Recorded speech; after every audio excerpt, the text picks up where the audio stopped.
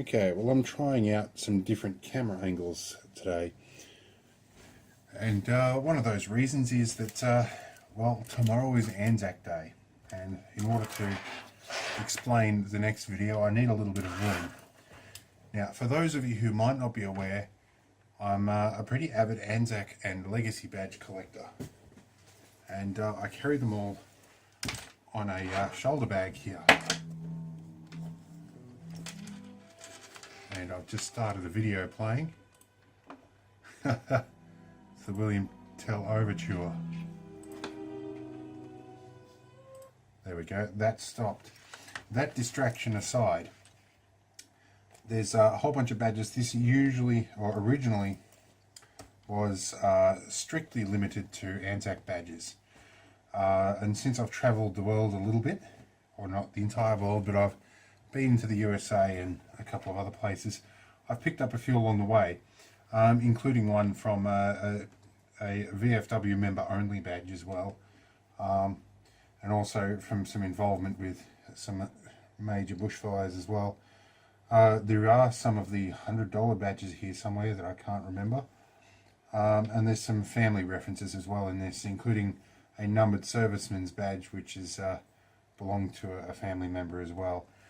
But in any case, it's the tradition that the night before ANZAC Day that I take the badges that I've bought in the upcoming weeks, that I add them all to the bag.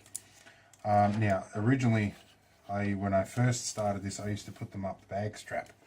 And of course, I found the issue with that is the bag straps do tend to snap. So I've got some of these ones from the first bag. And just to go over why these ones are particularly significant, this one has actual sand from Gallipoli in it, and I'm pretty sure though you can't get them anymore, or the ones that are out there are all that there are. This was given to me shortly before I enlisted by members of the unit that I enlisted with. This JF Machines badge actually belonged to my grandfather, whose initials were JF, and he put together some of the first Fiat tractors in the country, and he used to wear that on his tie. So there's some references along with a lot of these, but there's also a whole bunch of others. I am partial, as you may or may not have guessed if you've seen my personal website, I'm partial to wolves a little bit too. So I did visit Wolf Park in, where is it? Battleground, Indiana, if I recall correctly. And that's where this one came from. So there's a few non-military ones that have crept in here. But the overall average of them is military ones. So it's time to actually add these on here. So we'll find a good spot for these and we'll open the packets. Okay, so after some deliberation, I've worked out that probably this end pocket is the most available real estate. I'm starting to run out of room on these, so I'm going to open some of these up. This particular one was commemorating the Air Force, the Royal Australian Air Force. And the picture on this one is the Royal Australian Air Force staff operate the task unit headquarters during exercise Diamond Storm. So that's this one that's going on. That is my nice considerate neighbour, who seems to think he needs to be going at full speed for the approximate distance of about 150 metres before he slams on the brakes. So, you know, if you've got a turbo four-wheel drive, that's what you use it for. Let's have a look at this next one. This one again is a reference to Exercise Diamond Storm, and I believe it's just a copy of the same one. They didn't have a $20 badge left, so I bought 2 5s and a 10.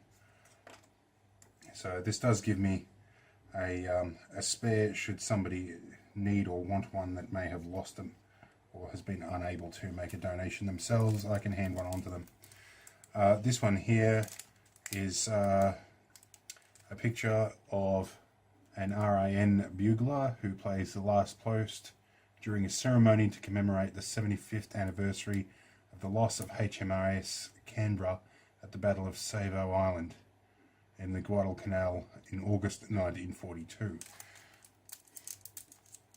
So this one's a little bit more intricate, as you might see from here. And if of course you're not Australian, I very much suggest looking into the history of ANZACs. It was a very pivotal moment. So alright, there's 3 new badges on here. I have an inkling that by the end of tomorrow I'll probably have some more of them, but we'll see how we go from there. But in any case, paying my respects to any current or past serving military people out there. I know you all come from all backgrounds, but this is what ANZAC Day is for me, is to get up and pay my respects to those who have given us what we have today, or helped to defend it. So I hope you enjoyed the video, and we'll be moving on to the next one, to our normal scheduled programming very soon. I just had to stop and pay my respects. Thanks guys.